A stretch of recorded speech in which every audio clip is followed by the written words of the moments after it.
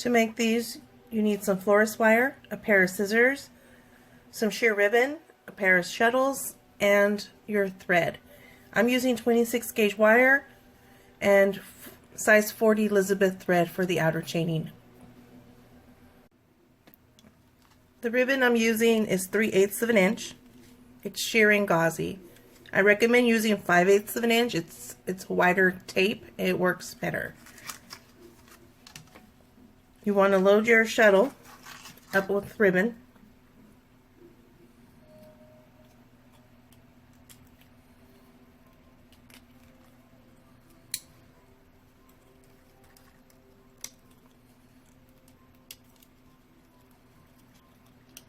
This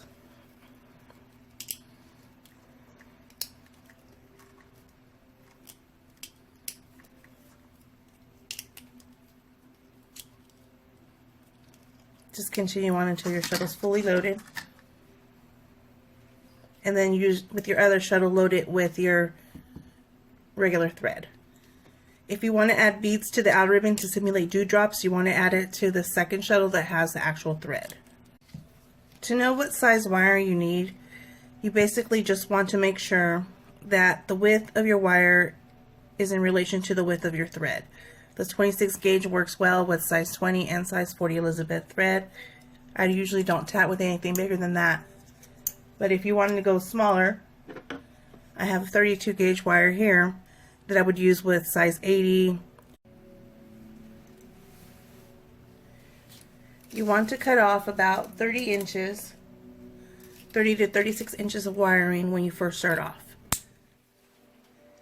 Because all the chaining is being formed on this wire, you want to have more than rather than less. You can always snip off the excess unneeded wire at the end. So you can take your first shuttle that has your ribbon wound on it, and you're just going to tie a knot onto the wire itself.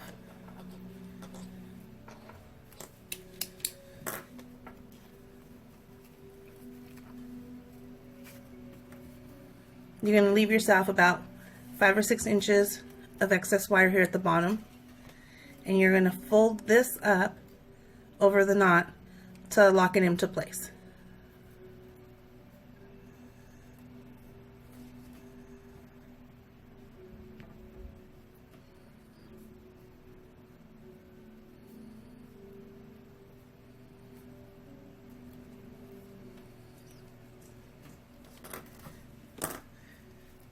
This wire now acts as your core thread.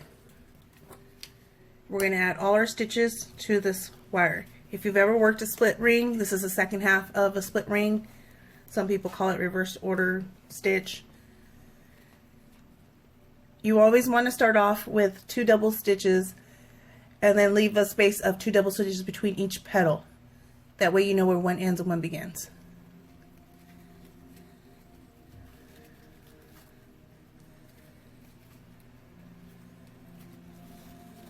That's 1 double stitch.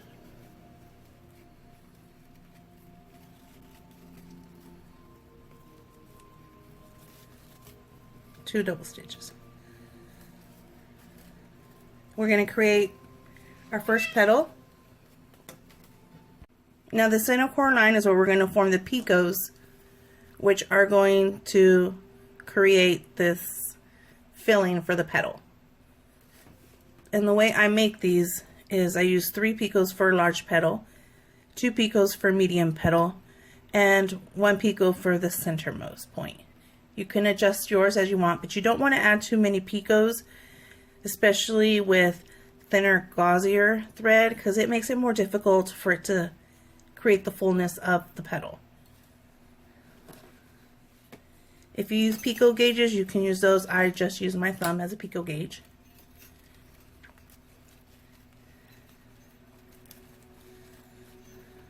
So there I have the first picot.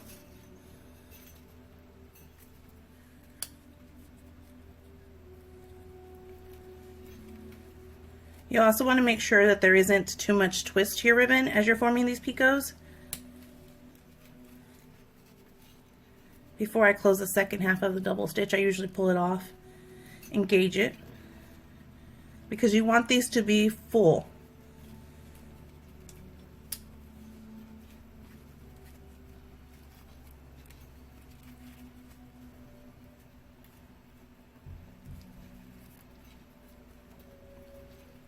And this will create the first large petal. So how I know it's a spacing, I put a second double stitch. So these three together, when they're finally chained, will create the first large petal. I'm going to create a second large petal.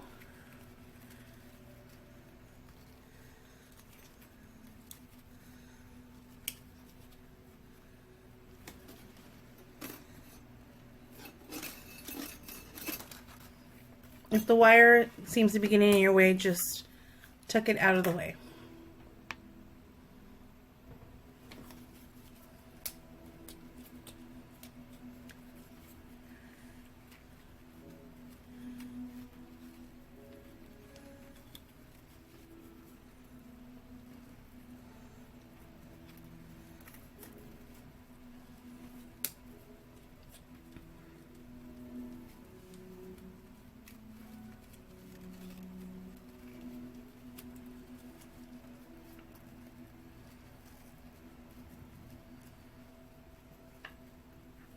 And that's the second 3 picot group.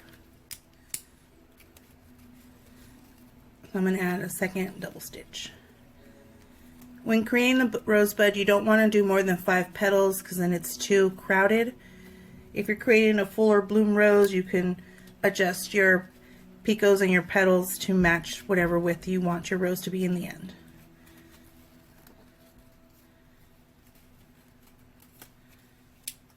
So now we're going to do a grouping of 2 picots to create the medium petal.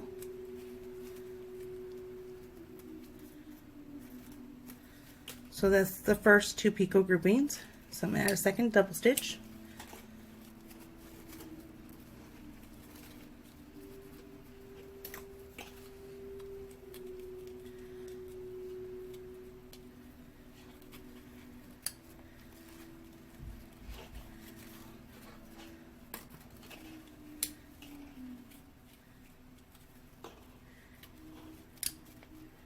And here we're creating the second medium picot.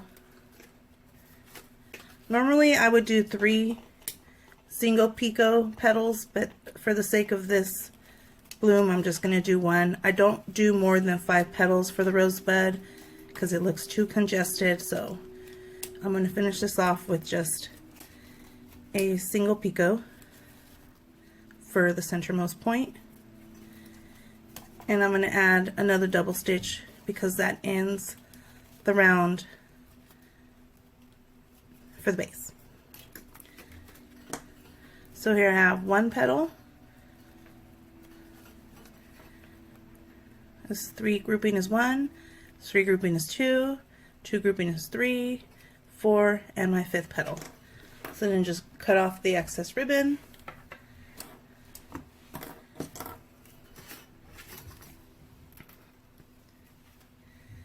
And here's where we're going to introduce the second shuttle.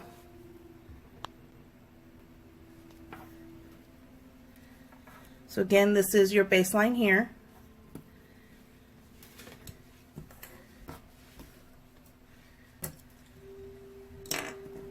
You want to just lay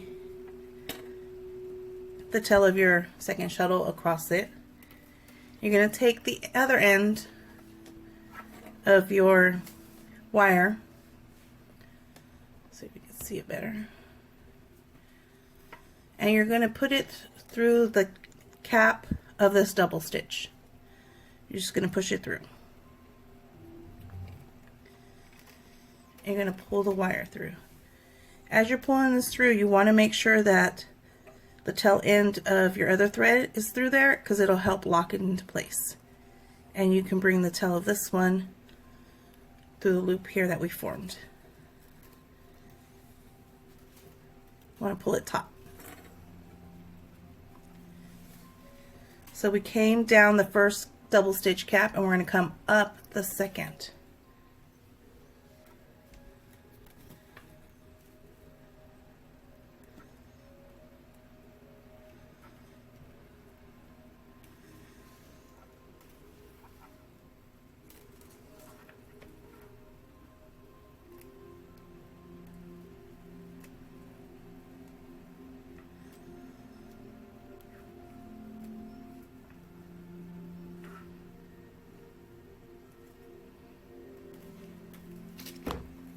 You want to make sure that there's no kinks in your wire as you're pulling it closed. You want to make sure it's smooth.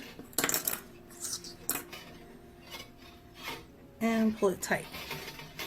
So now this wire is up against this petal here, or this picot here. And again, this wire will form our core thread. If you wanted to hide the tail end of your second thread along this core, you can do it as well. So again, we're doing the second half of the double stitch first.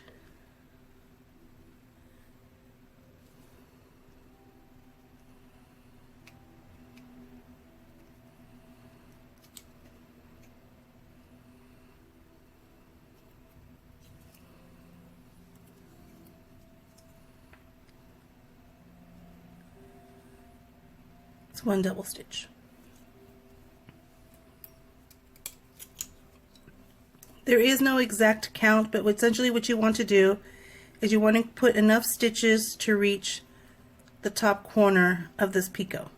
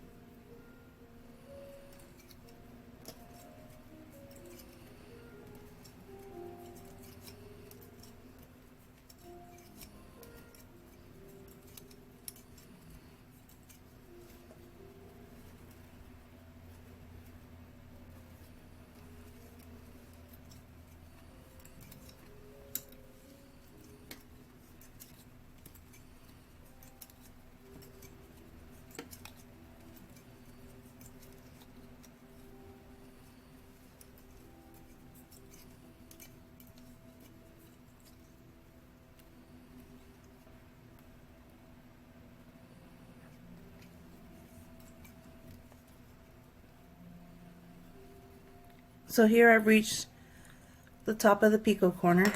So you're going to take your wire. And you're just going to go through the corner there.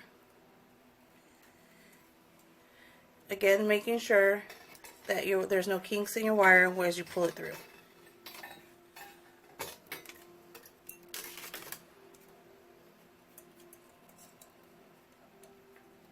Now what you want to do is you want to lay down enough picots to reach the other corner. Or you want to lay down enough double stitches to be able to reach this other corner over here.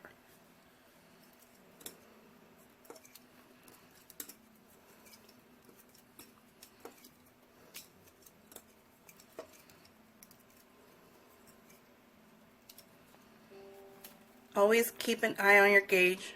Always gauge it so that way you know how many double stitches you need to lay down.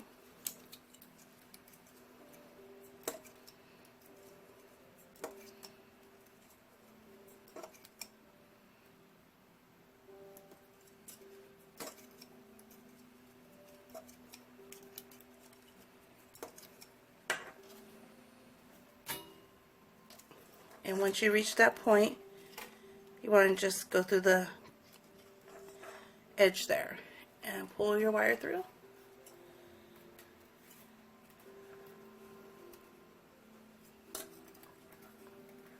And then just lay the same amount of double stitches you laid on the other corner just to come down to the end here.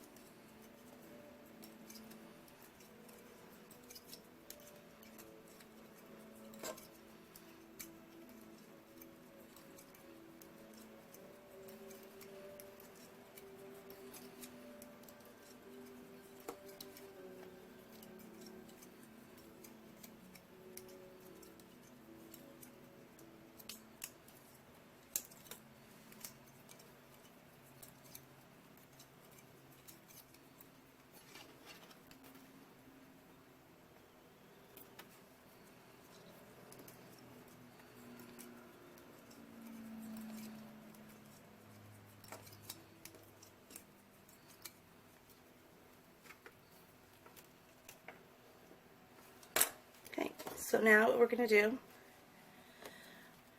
just like we did in the beginning here, you're going to come down the cap of the first double stitch. This is what we're doing to close the first petal.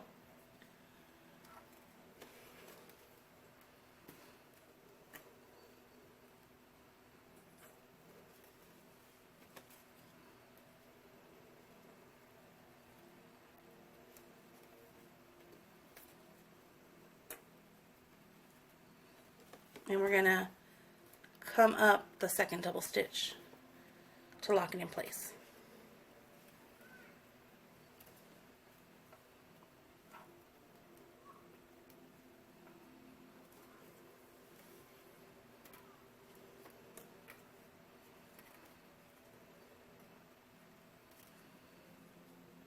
It's okay if your petal gets bent out of shape. The wire is malleable enough. We're going to shape it at the end anyways. And this here is the first petal completed. We're going to repeat the same process.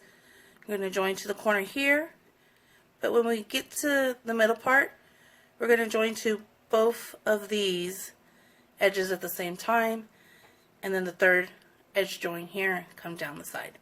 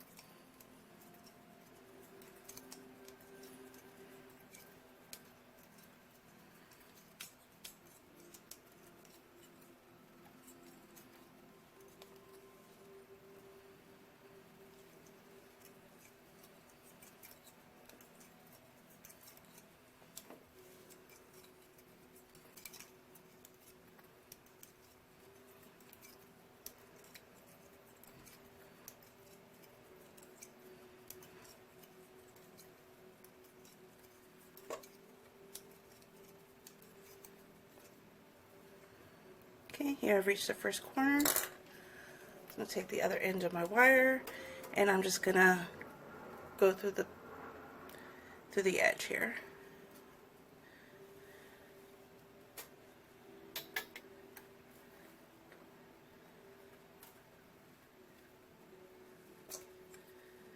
Then I'm going to tattle. I'm going to add double stitches so I reach the second point here.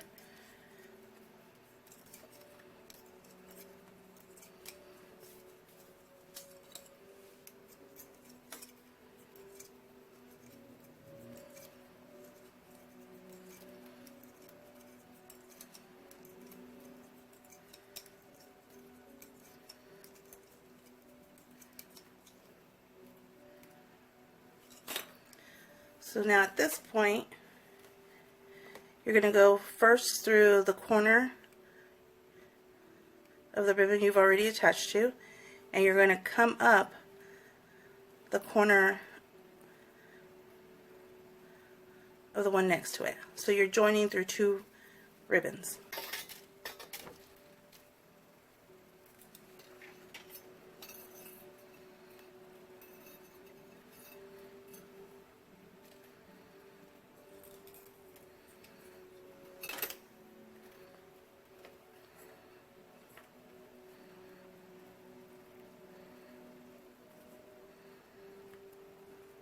And then continue creating double stitches till you reach the other corner here.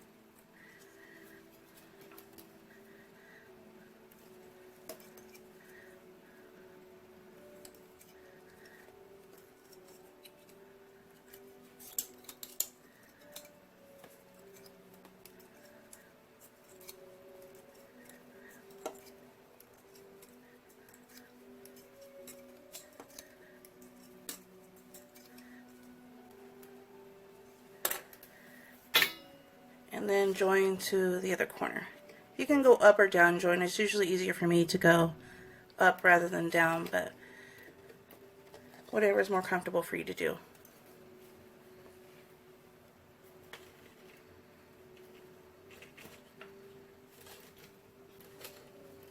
So here we've joined 2 picots together, and we're going to come down the end here to finish off the petal.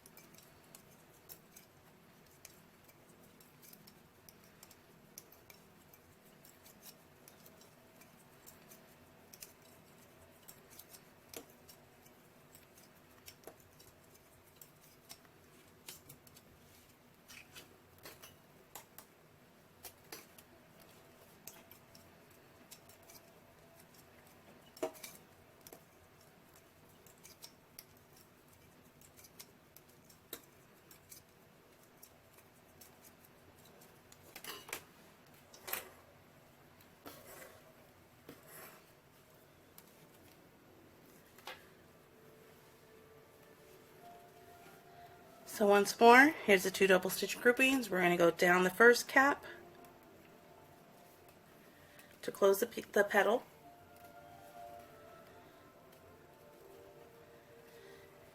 and up the second one to lock it into place.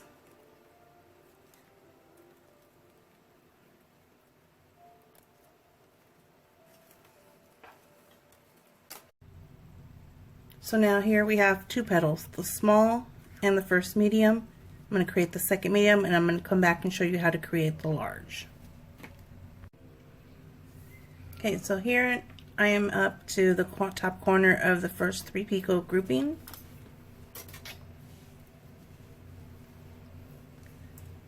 So again, just like previous joining, you come up the ribbon off of one corner. I'm going to create enough double stitches to reach this other corner.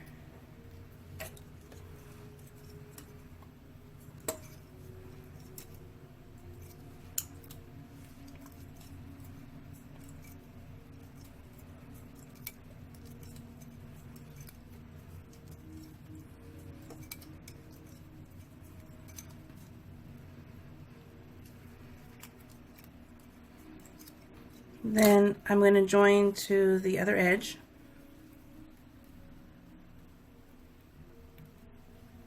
But rather than join through 2 picots, I'm just going to join to the outer edge of this one.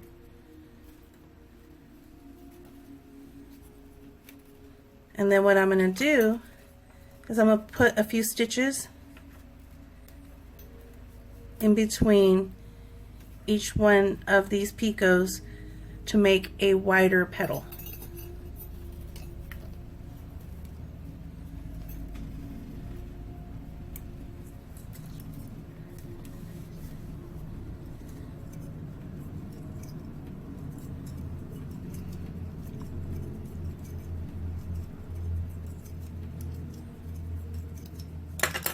Generally 3 to 5 stitches is enough.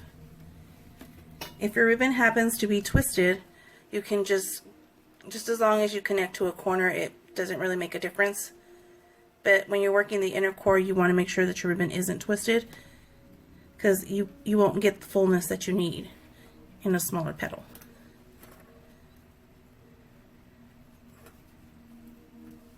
And again, just put in enough double stitches to join to the other corner.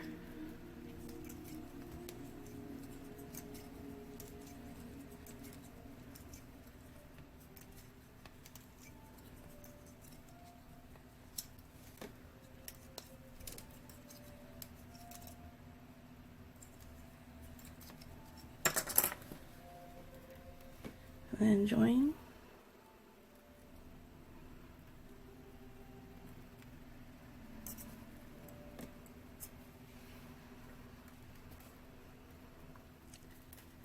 And then once more, I'm going to lay down some double stitches before I join to this third picot corner over here.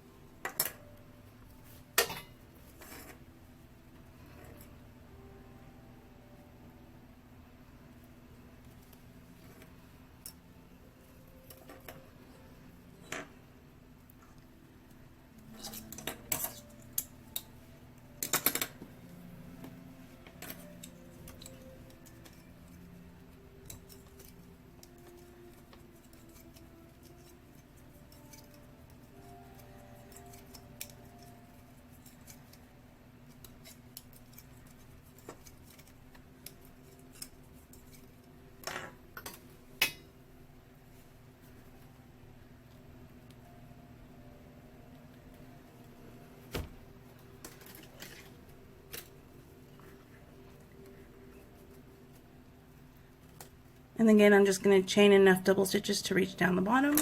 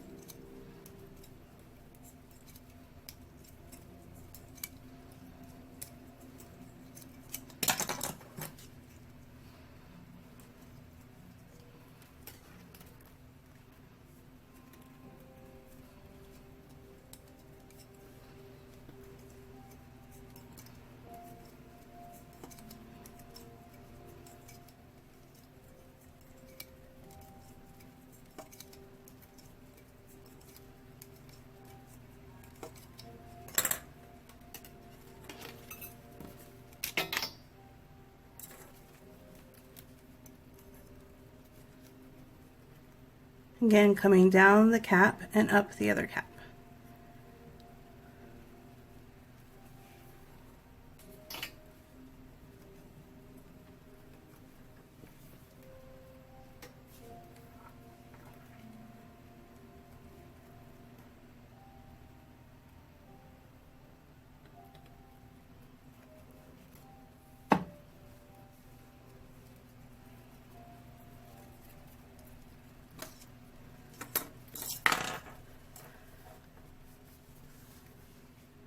So now I have one small, two medium, one large.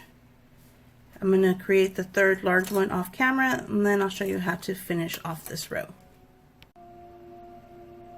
Okay, so here I am. I'm finishing off the third petal.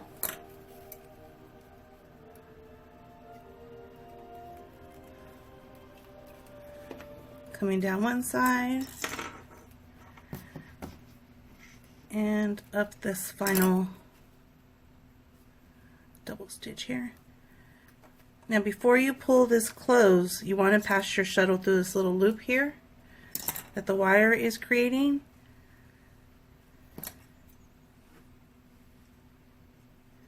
Just to make sure that your thread isn't caught through your wire. Okay, so before you close this other end of the loop, you want to take your shuttle and just pass it through before you pull the wire in. That will help to secure this final tail in. And just for added security, I will wrap my wire around the tail end. Cut that off. of the chaining thread.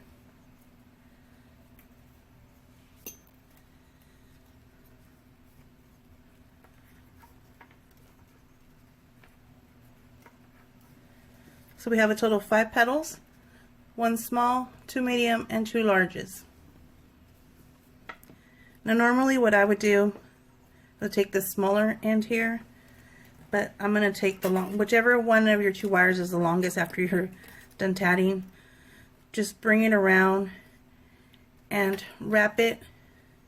Don't add an extra book, just run it through between the 2 petals and just bring it around everything. Just lay it up against it, bring it around, bring it around, and you want to bring it back up and down these 2 double stitches so the wire comes out the bottom here. This just helps add to the stability of the rose once it's finally twisted and put in place.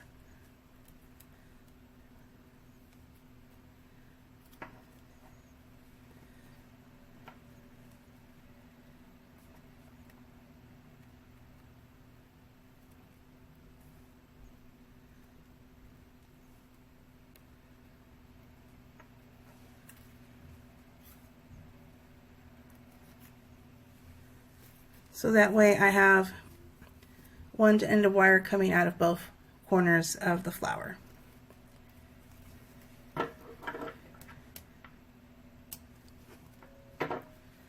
So now what we're going to do is we're just going to start rolling the rose.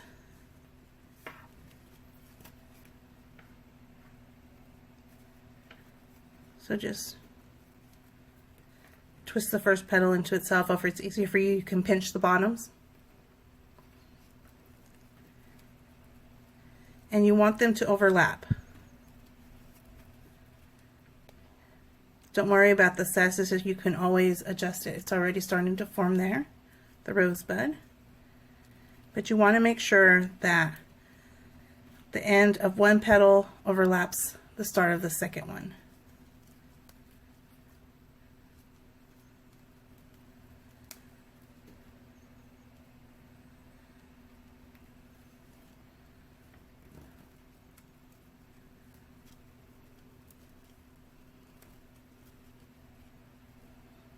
On this last outer one, you don't have to be as careful, but it does make the rose look a little more solid.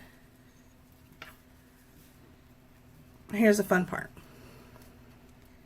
You can manipulate the petals to whatever form you want them to be to create the final shape of your rose.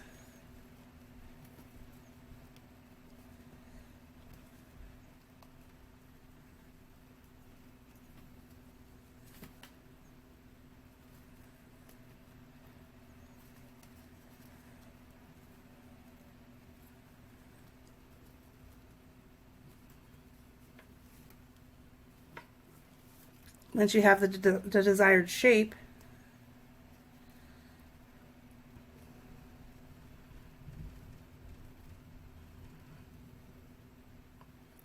once you have the shape that you want, just take these 2 ends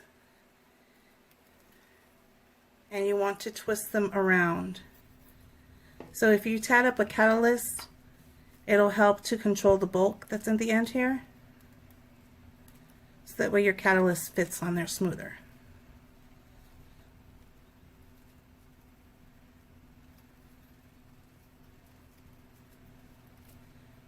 And with these other ends of ribbon, I'm basically just tucking them in between as I twist the wire around.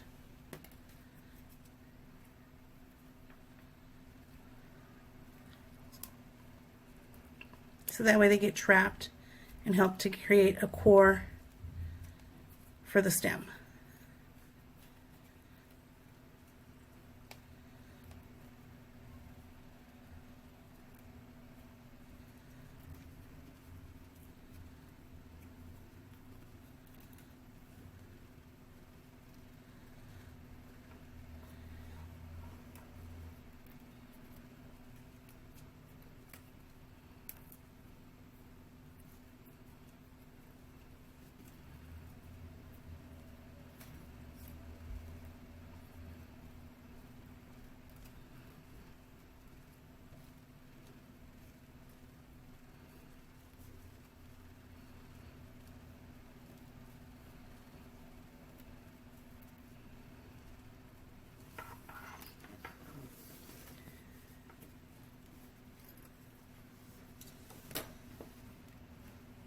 And there you have it. The finished rose.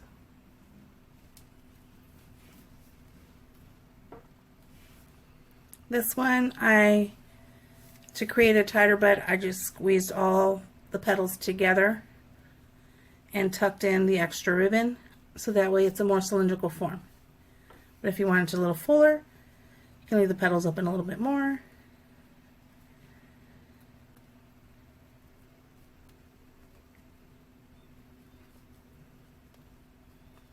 You can just keep continuing manipulating until it reaches the form that you prefer.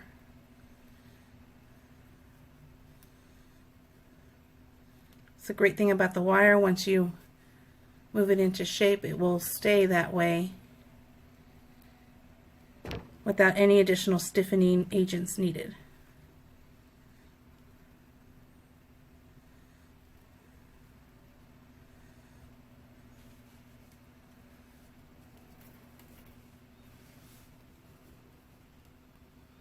Same amount of petals, same size thread used. The fuller one is more open, the tighter bud is more compressed.